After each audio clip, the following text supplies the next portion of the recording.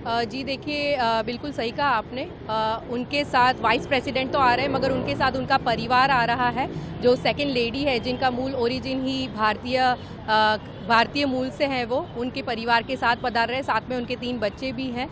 तो इवान, विवेक और मिराबेल, तो वो परिवार के साथ यहाँ पे अक्षरधाम के दर्शन करने के लिए आ रहे हैं। तो वो सीधा एयरपोर्ट से ही यहाँ आने वाले हैं और दर्शन में सबसे पहले तो हमारे जो अक्षरधाम विजिट के अंदर जैसे ही वो एंटर होते हैं, तो सबसे पहले चरणारविंद के, भगवान स्वामीनारायण के प्रासादिक चरणारविंद वहाँ पे रेप्लिका रखी है, उसके दर्शन करेंगे। उसके बाद वो अक्षरधाम की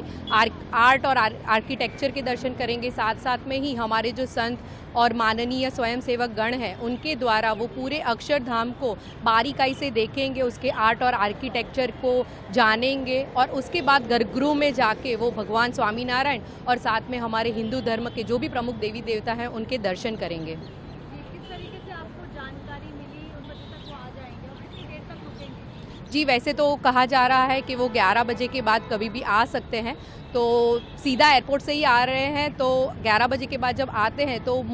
मेनली तो ये है कि वो